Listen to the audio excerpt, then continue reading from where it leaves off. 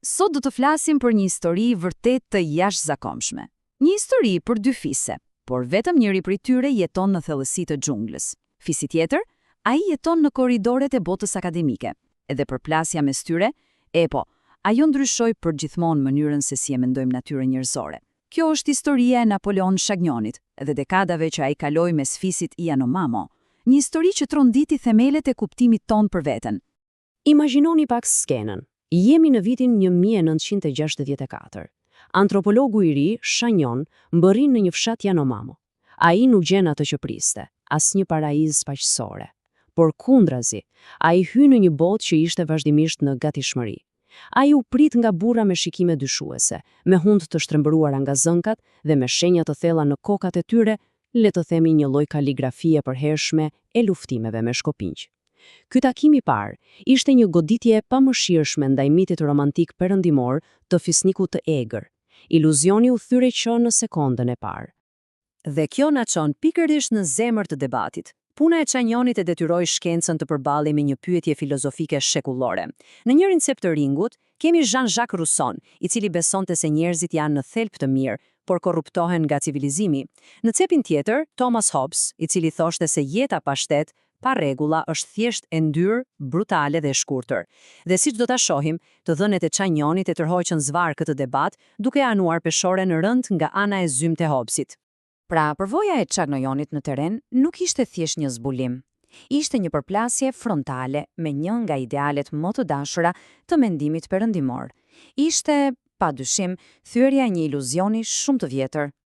Dhe kështu arrim tek fisi i parë, Yanomamot.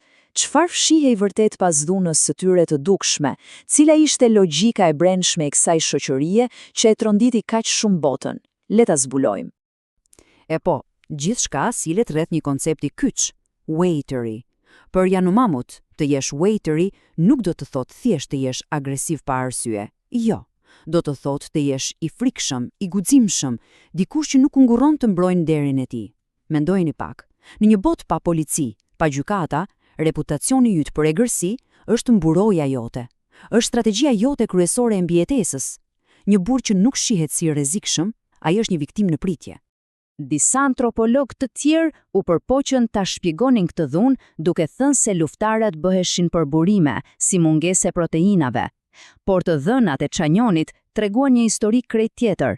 Ai zbuloi se shkaqet e vërteta ishin thellësisht psikologjike dhe sociale. Luftarat shpërthenin për rrëmbimin e grave, për fyerjen ndaj nderit personal, për cikle të pafundme hakmarrjeje dhe mbi të gjitha, për konkurrencën e vazhdueshme për status. Dhe tani, vim tek momenti që ndryshoi gjithçka. Pas dekadash të tëra pune të mundimshme në terren, duke mbledhur të dhëna të përpikta për çdo familje dhe çdo lidhje gjaku, Shagnon arriti në një përfundim që do të shkaktonte një tërmet në botën akademike. Shagnon zbuloi diçka të pabesueshme. Ai vuri re një grup të veçantë burrash, të quajtur unokai. Këta ishin burrat që kishin marrë pjesë në një vrasje dhe kishin kaluar një ritual të veçantë pastrimi. Dhe kur ai analizoi të dhënat, statistikat ishin, le të themi, tronditse dhe të pamohueshme. Burrat unokai kishin mesatarisht 3 herë më shumë fëmijë se sa burrat që nuk kishin vrarë kurrë. 3 herë më shumë. Dhe ja ku ishte zbulimi që ndezi zjarrin, sepse shtronte një pyetje thellësisht shqetësuese.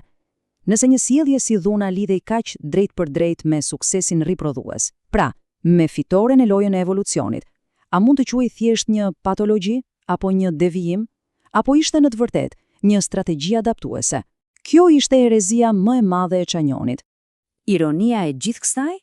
Vetë Shagnoni e përmblodhi përvojën e tij me një batutë të hidhur, duke thënë: "Unë kam jetuar mes dy fisesh të rrezikshme, Yanomamove dhe antropologëve.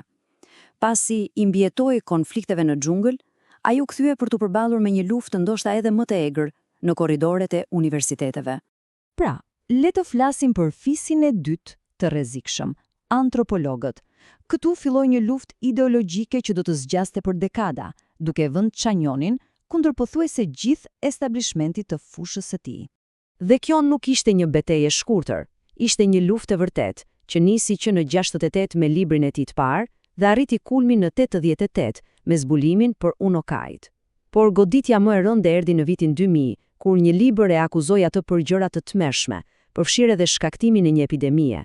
Megjithatë, pas vitesh hetimesh të thella, shoqata amerikane e antropologjisë e shfaqsoi atë nga akuzat më të rënda. Po, pse gjithë ky mëllef? Sigurisht kishte kritika për metodologjinë, por në zemër të gjithë shkaje ishte një përplasje thellë ideologjike. Puna e Chagnonit sfidonte idenë e dashur për shumë njerëz se mendja njerëzore është një tabula rasa, një pletë e bardhë ku shkruan vetëm kultura. Ata refuzonin kategorikisht çdo shpjegim biologjik apo evolucionar për sjelljen dhe pretendonin se puna e tij thjesht i paraqiste Yanomamot si brutal. Mirë, tani le të gërmojmë pak më thellë. Përtej asaj që ndodhi, pse ndodhi? Cilat janë mekanizmat evolucionar që mund të na ndihmojnë të kuptojmë këto sjellje kaq komplekse? Këtu fillojmë të kuptojmë se sa e brisht është velloja e qytetërimit ton. Ideja e parë e madhe është për zgjedhja e farefisit. E formuluar nga biologu W.D. Hamilton, kjo teori shpjegon diçka të thjeshtë por të fuqishme. Altruizmi ynë nuk është i rastësishëm. Ai drejtohet kryesisht drejt të afërmve tanë gjenetik. Pse? Sepse një gjen që të bën të ndihmosh të afërmit, në thelb po i ndihmon kopjet e veta të mbijetojnë dhe të përhapen. Dhe kjo nuk është thjesht teori abstrakte.